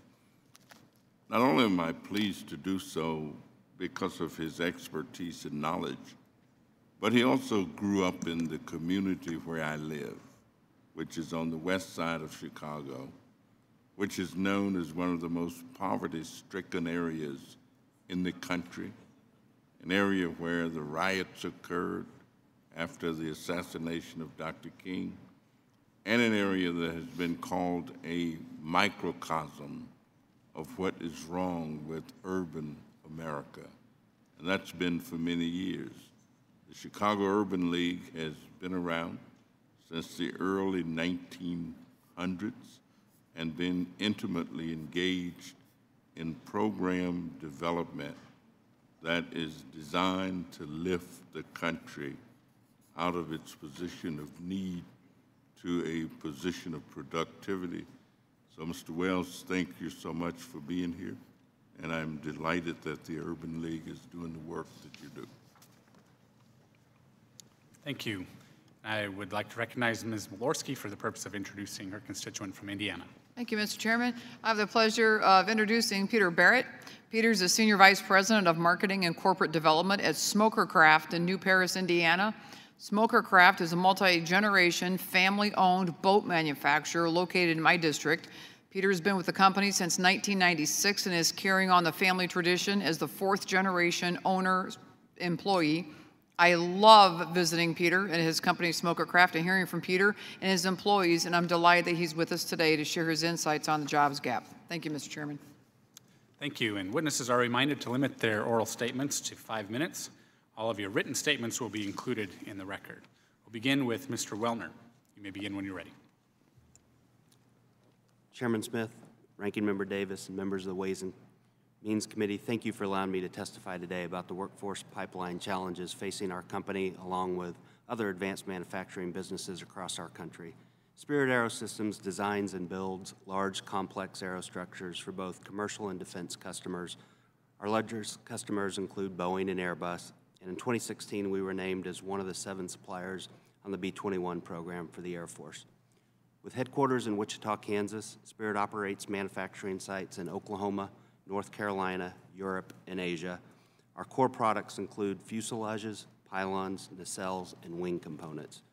Spirit is the largest private sector employer in the state of Kansas with more than 11,500 employees.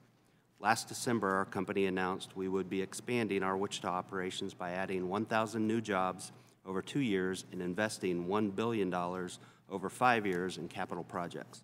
This was driven by production rate increases on existing programs as well as new programs in the area of defense and fabrication. Building a talented workforce from today's labor pool is one of the largest challenges our company faces as we hire to keep up with natural attrition rates and seek to expand our base employment to meet production requirements of our customers. Before I explain our experience with workforce constraints, I want to provide additional context for what we're up against. At our Wichita site, we employ about 7,500 line workers. These include sheet metal mechanics, assembly mechanics, CNC operators, and composite techs who fabricate, build, and assemble large metallic and composite aircraft structures. At our 4 U.S. sites, we've hired more than 4,000 frontline employees since 2015, about 1,000 of those in the last 3 months. But like many other advanced manufacturers, we are faced with an aging workforce. And what keeps me up at night is the fact that within 5 years, 40% of my entire workforce will be retirement eligible. The enormity of this reality and the challenge it poses for us, along with the thousands of other advanced manufacturers, cannot be overstated. Spirit has been hiring as quickly as possible to fill open positions, but we are struggling to find qualified workers with the skill sets needed in today's aerospace manufacturing environment. 3 years ago, it was customary for us to hire someone and put them through 2 to 3 weeks of training, depending on the experience level of that new employee. Today, we've retooled and expanded our in-house training program that now lasts up to 7 weeks.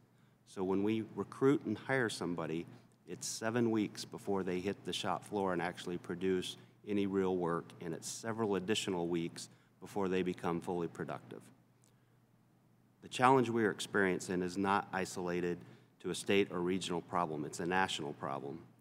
And we're nearing the verge of what could become a watershed moment for our country as we determine what we want the future of manufacturing to look like in the United States. How we respond and our ability to proactively pursue collaborative solutions will define our success. While I've described some of our industry's obstacles to filling open jobs, I want to pivot for a moment and share with you some of the solutions we have deployed to try to overcome these barriers. We are investing millions of dollars into an expanded in-house training program that includes growing our training department by 30 people. Their focus is on improving the skill sets of the new hires and getting them better prepared to be successful on the shop floor. We've expanded our recruitment efforts to reach well beyond the state border, and we're now offering very generous relocation packages for experienced hourly employees. While we've had some isolated examples of success with this, most hourly workers come from 2-income families and are well-rooted in the communities in which they reside. In the last few months, we've launched a retiree and alumni program where former employees are now hired to come back to work as a workplace coach to mentor and guide less experienced mechanics as they begin to navigate the complexities of the manufacturing environment. For several years, Spirit's had an apprenticeship program with the International Brotherhood of Electrical Workers, and this year we're launching several additional apprenticeship programs with the International Association of Machinists and Aerospace Workers. In addition, for many years, we've worked cooperatively with the technical colleges located near our manufacturing facilities to guide and shape curriculum programs that meet the needs of our industry. We've intensified that engagement based on the tightening of the labor market. Last year, for the first time, we started a high school intern program to bring high school students into the factory and introduce them to careers in manufacturing. Based on the success of that program, we'll be doubling the size of that program this year. One other strategy that was targeted towards high school students that has helped is the Excel in Career Technical Education Initiative, which is more commonly referred to as Kansas Senate Bill 155. That law took effect in 2012 and pays for students to obtain technical certifications and credentials before they graduate high school. We've hired many students through this program, but while all these initiatives are helping address the challenge faced by our industry, unfortunately, they are not yielding nearly enough potential workers. So I'd like to conclude by highlighting a few additional opportunities that this committee and Congress could consider to further assist aerospace in advanced manufacturing.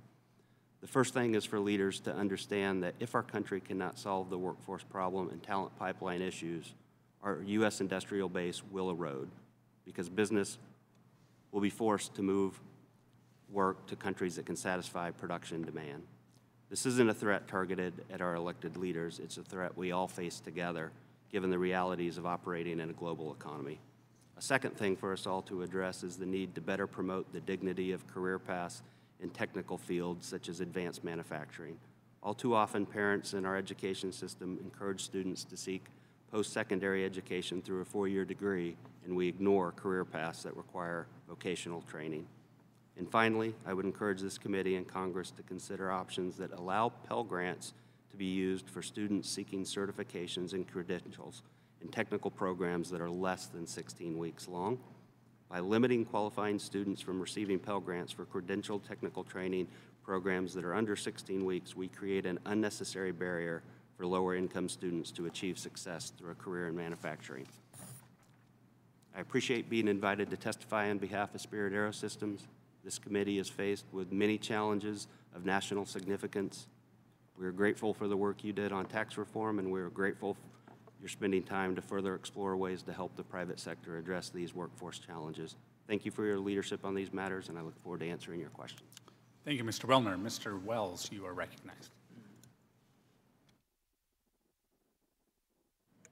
Thank you, Chairman Smith, Ranking Member Davis, and members of the subcommittee for the opportunity to offer testimony here today. My name is Andrew Wells, and I am the Director of Workforce Development at the Chicago Urban League. In my role at the Chicago Urban League, I am tasked with the very important job of connecting people to employment opportunities, training, and career pathways to high growth sectors. In the 100 years our organization has been in service to the African American community, this has been a staple of our work. Employment is the most essential building block in individual and community economic growth. A good job helps to alleviate household poverty, and a strong job market gets more people in a community working and more dollars circulating locally and nationally. The Chicago Urban League focuses specifically on assessing individuals in the highest area of need in racially concentrated areas of poverty, the areas that have the highest unemployment rates in the city, located primarily on the south and west sides of Chicago. Youth and adults living in racially concentrated areas of poverty, however, have a significant number of barriers to accessing jobs. One, there is a significant employment spatial mismatch. Strong central business districts and suburban employment cores house many of the best opportunities for workers. In places like Chicago where jobs are located, are not where African Americans most in need of jobs live. Someone who doesn't live near transportation or who lacks a car might have a very difficult time getting to work. The distance might be too considerable to manage working, child, and household obligations. The pay may not be adequate to overcome increased costs related to commute and child care. All of these barriers conspire to reduce a person's ability to both find and keep a good job. The collateral consequences of criminal records significantly impede employment opportunities. We know that employment is a critical part of the reentry process, and yet there are barriers at all levels of hiring and promotion throughout all industries and sectors. Skills. job readiness, and training programs need to be more abundant. These skills need to be targeted in areas of growth like green and emerging industries. The Chicago Urban League strongly encourages more training opportunities for youth and adults from the most disadvantaged neighborhoods to build on their employability skills. But that is not the only answer. We also need to do the following. Enact an employment subsidies program that would place unemployed individuals in the private and public sectors, including those with criminal records. Expand apprenticeships, summer and employment opportunity programs for youth. Increase workforce training opportunities for African American adults and match them with employment through public and private partnerships. Reduce the collateral consequences of a criminal record and barriers to employment through sound criminal justice reform. Create or expand transportation subsidies to ensure that workers can get to their places of employment. Create small business incubators in racially concentrated areas of poverty to bring local accessible jobs to these disinvested communities. Last but not least, ensure equity in public education. Illinois has the worst disparities for funding in the nation when it comes to equity for low-income minority students.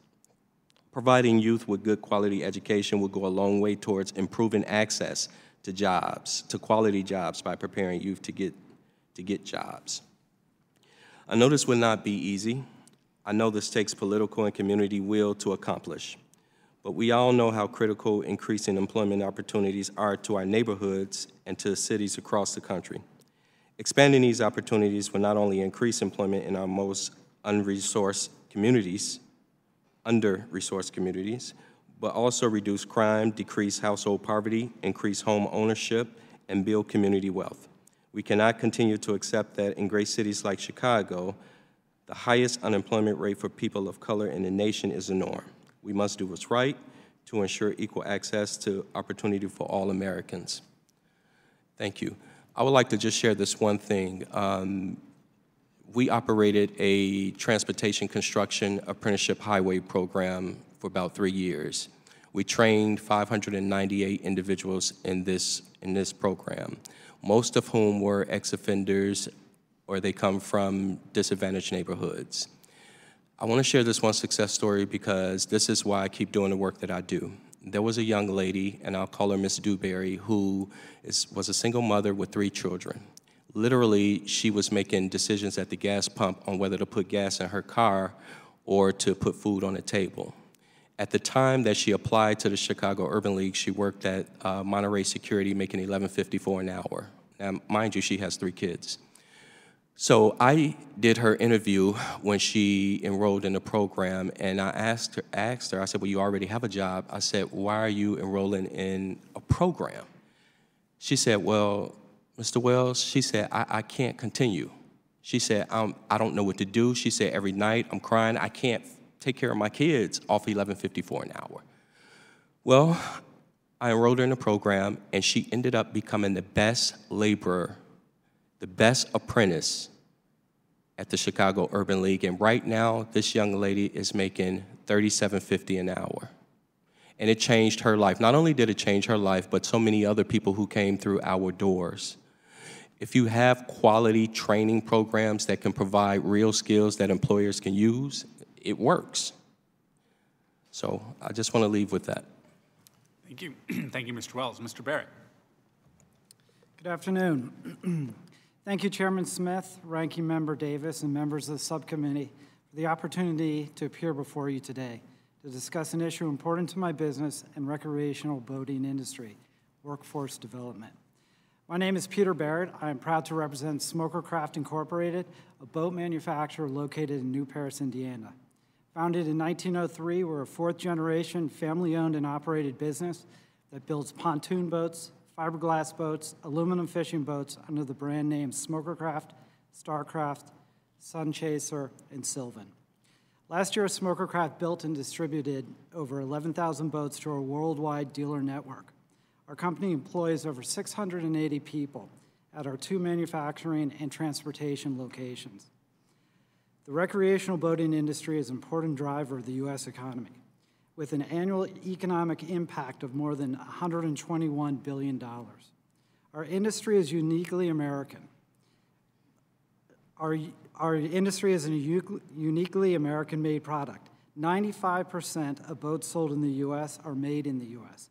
Behind a fun day on the water with family and friends are American businesses and manufacturing jobs. Our manufacturing is unique to the boat business, and our employees must have a broad range of skills. Our highly skilled employees must weld, rivet, and fiberglass laminate. Less skilled workers need the skills to read a tape measure, utilize simple power tools, and follow basic instructions. Our jobs do not require a 4-year degree. They pay well and have great benefits. A solid employee can quickly move up and establish a career in our organization. The boating industry is strong, and many of our 300-plus dealers report that 2017 is their best year ever. Many dealers have indicated they could sell more product if we can meet the demand. We have plenty of work. Today, our backlog is 20% larger than last year. Unfortunately, we'll be challenged to meet that demand, and will struggle to continue to grow if we cannot find skilled employees. Our current employment situation is troubling, and the future looks even worse. We are located in a region with lower unemployment and higher job opening rates than the rest of the country. With an aging workforce and a small pool of qualified workers to recruit from, we are concerned with the future prospect of finding skilled workers, a critical component for our growth as a business. Last month, we thanked an employee named Frank Perales for 50 years of service on our aluminum riveted line. Frank is dedicated to our company and an excellent boat builder. His ability to quickly solve problems, coupled with a strong work ethic, have made him a model employee. As we presented his gift, he said he'd like to retire in a year or two. Unfortunately, replacing someone like Frank may require 2 people to achieve the same level of production. If we could find the right person, Frank should be mentoring his replacement right now. Beyond the production line, a similar issue impacts our transportation division. Our drivers haul boats around the country and into Canada. The long days and nights on the road, coupled with unloading boats upon arrival, is exhausting for our older drivers. Many of our senior drivers face further challenges in adapting to the use of electronic logbooks and have changed jobs or retired simply to avoid learning new technical skills. Replacing these drivers is difficult as younger people show little interest in this career path, and we need our boats delivered. The future challenge we see is attracting and training the younger employee for our workplace.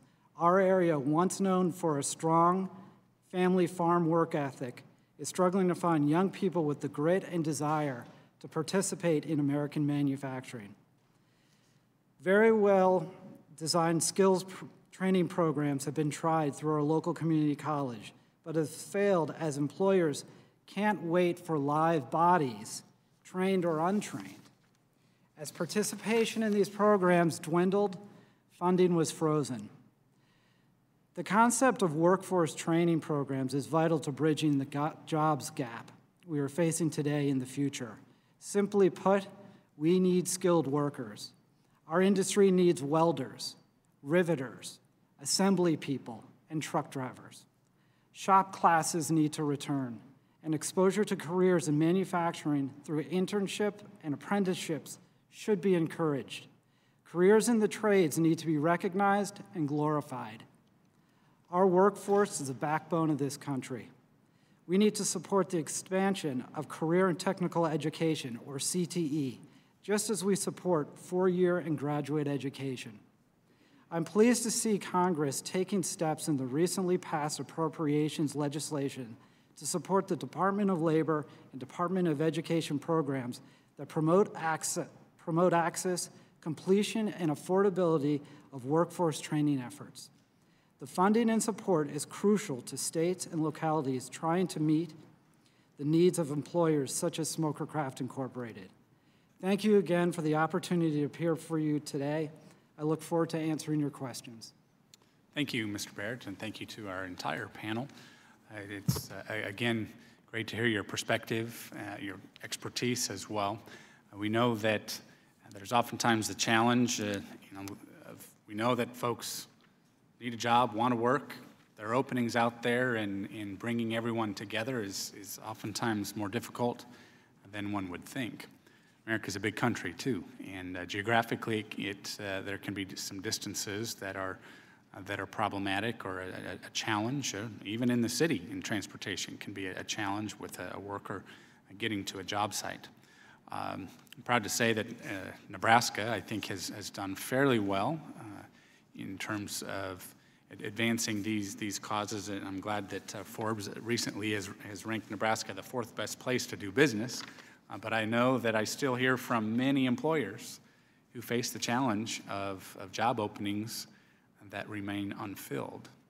And so we know, as Mr. Wells already indicated, that some community partnerships can really deliver positive results, positive outcomes, increasing wages. I mean, not only getting someone perhaps into a job, and that might just be checking a box, but when you really look at raising oneself up out of poverty, it means increasing wages and that drive to see higher wages with time and effort. So I was wondering if others on the panel, certainly Mr. Wells, if you want to add emphasis as well to the community partnerships that have been formed that bring folks in need, whether it's the job opening, whether it's the unemployed individual or the underemployed individual, as was mentioned before. Can you point to some specific community partnerships that have been particularly successful? Sure. So right now, the Chicago Urban League, we have 2 projects running with ComEd. ComEd is one of the largest electrical suppliers in the Midwest, specifically in Illinois. And one of the projects is called Construct. It's an 11-week training program to equip individuals with the skills to go into the electrical construction industry. So we partner with about 7 other agencies, and 47 companies are a part of this project. The 47 companies pay into the program to create that pipeline of individuals. The 47 companies are subcontractors with ComEd. So we are essentially building that pipeline for those companies who claim that, hey, we don't have talented workers, we need skilled workers, so we're creating it for them. Another project that I'm running with ComEd is the Solar PV Installation Jobs Training Program. We currently have a cohort of 15. It just started April 6th. And this is a project that we received $1 million for to train 100 people over the course of 4 years. We have other partnerships with corporations such as AT&T, in which we do digital literacy training to eliminate the digital divide, and then to also provide individuals to their call center jobs and other technical jobs. We work with Comcast. We have a relationship with them where we train people for jobs at Comcast. We just renewed our contract with them. And I recently received a contract with the Chicago Transit Authority, in which we are training individuals similar to a project that we're running with Construct, where this one is 8 weeks, and it's training people to become bus operators and also call center representatives. Very good. Mr. Wellner? Yeah, so we work with the Kansas Workforce Alliance to bring in the underemployed and put them through a training program. In fact, we have a camp grant to help do that. We've been fairly successful with it. The challenge we face is that the manufacturing environment isn't necessarily appealing to some people. It is a 5-day, sometimes 6 days a week job. We're a heavily unionized company, so you start on second shift based on seniority, and that brings some challenges with it as well.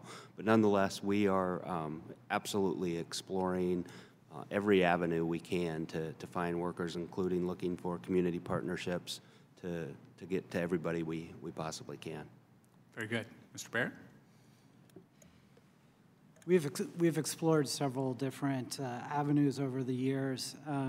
Most recently, we've found that being where we are in the pecking order in Elkhart County, that most there's, as you may have seen in the Wall Street Journal article, Elkhart County is the focal hub is RV, and in the boat business we're a little bit different. We're classified with RV, but we are different. We tend to work at a bit of a slower pace. Our boats tend to be a little bit more customized, and so that affords us to get a employee that can work a little bit slower. But at the same time, we tend to pay a little bit less. So being in that pecking order, the more valuable or the more the employees that are the most productive employees tend to go to RV first, and then they filter down to us. So what happens is typically the vocational schools will feed RV before us. We have tried several programs to get that to capitalize on these job placement, but we just have not had much luck. Okay, thank you. Now I'll recognize Dr. Davis for 5 minutes of questions. Thank you, Mr. Chairman. Mr. Wellner, do the high schools and community colleges in the area where your plants and facilities are located, are they preparing individuals for work in the manufacturing areas? So certainly the community colleges and the vocational schools are trying. The challenge is getting the students into them, right? We do have some high school programs that are starting to take positive effect in terms of partnering with a technical school and allowing students to get their technical certifications or credentials while they're in high school. The big challenge seems to be the lack of interest in that generation in this type of work. We are starting to push all the way down into the middle schools and elementary schools, starting to talk to kids about the positive benefits of careers in manufacturing, right? And we don't think of it as just a job, right? We think of it as a career. When I started 25 years ago at Learjet, I started as a payroll clerk at $8.50 an hour coming out of a four-year school with a degree in finance. That wasn't my aiming point, but it was a way in the door. And that's the promise we're trying to talk to these kids about. And if you look at most of our leaders in the manufacturing world, they started on the shop floor. So it can absolutely be a career, not just a job, but we got to get the kids interested in it. So if there was perhaps more focus put on recruitment, because many of the individuals who end up in need of TANF are individuals who've gone past or didn't complete or did not follow the high school curriculum to the point.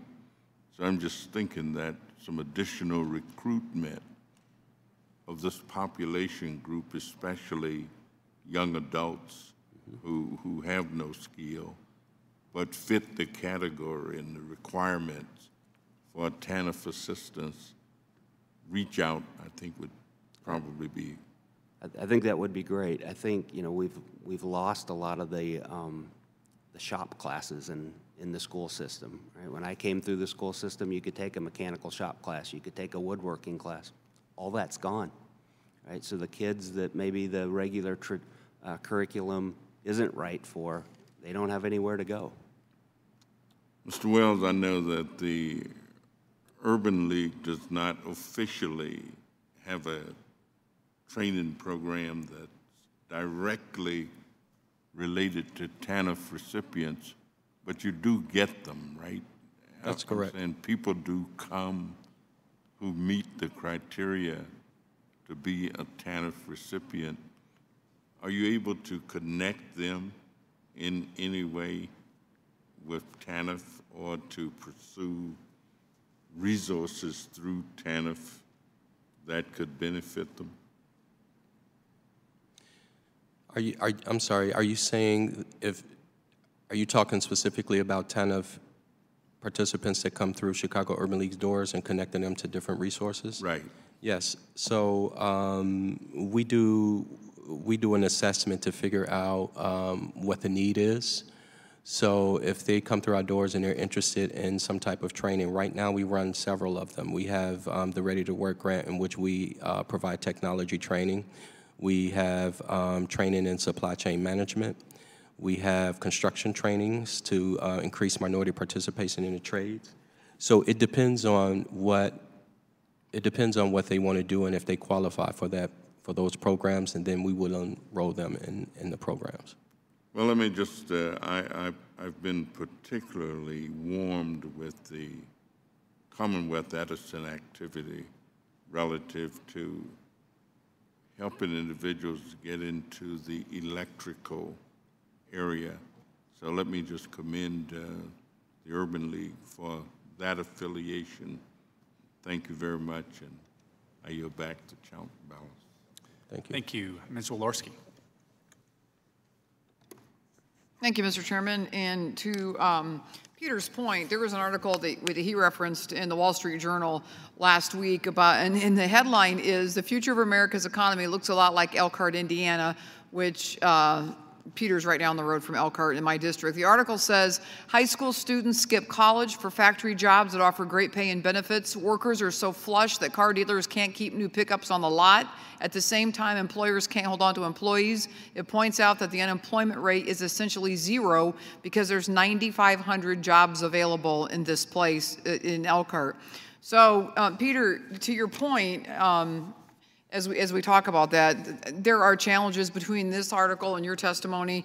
Which is the hardest to do? Find workers, teach them skills, or retain them? What's the toughest part of those three for you? That's a really tough choice because all three are exceptionally difficult. Retaining employees has been very difficult, especially, I'll give you an example what happened on Monday. I walked in my office, an employee who had been with us for 20 years came to me and said, with tears in his eyes, our employees are family. And so when a 20-year employee comes to us and he's saying that he's going to leave, that's a big deal. So Martin has worked for us for 20 years. He drives a forklift. He found a job across town for $10 more an hour. Our industry and our company doesn't have the means to be able to raise to get into a wage war and to chase employees like that. So we just lost a really good employee who I would love to have him still there, and he, as I said, he's part of the family. So those are heartbreaking stories where we're losing good employees who have longevity, who are leaving good benefits over short-term wage wars. And let me ask you this. With 2017 being a record year, you talked about, and with tax cuts, with more money in folks' pockets, looking at things that they want to be involved in, do you need to hire more workers? And what if you found enough workers? What would that do for your company? If we found more workers, we would certainly bring our factory up to full capacity. We have 3 different product lines: pontoons, aluminum fishing boats, as well as fiberglass. Our aluminum fishing boat is well lined, could use a lot more employees. Right now, we have 44 openings, which need to be filled. So if we could get more employees, we'd also, in the area, if we had more employees, it would relieve the supply chain. Mm-hmm. It's not just our business, but it's a supply chain underneath us that is suffering. So if our console builder can't build consoles, then we can't build those boats that day. I appreciate it, and I yield back, Mr. Chairman. Thank you, Mr. Cabello. Thank you so much, Mr. Chairman, and thank you all for being here to discuss this very important topic with us. We're focused on how we can help some of the most vulnerable, needy people in our country, and I've been fortunate to team up with Dr. Davis this Congress to figure out how we can perhaps modify or leverage our existing social welfare programs such as TANF to open new doors, provide new opportunities for those who are on the sidelines, as Chairman Brady tends to say. Do you all have any ideas as to how we might be able to use those programs, not just to help people get by, but to help get them into the workforce, to help them get up on their feet, and hopefully eventually become independent of all these programs? Anyone who wants to take it. I think one of the things that needs to happen is an exception needs to be made for those who are interested in enrolling in a skills training program. So if they are interested in it, the 20-hour stipulation each week, that needs to come down because most of the training programs go past 20 hours. So I think an exception needs to be made in order for them to get an industry-recognized credential and go into some type of good-paying job.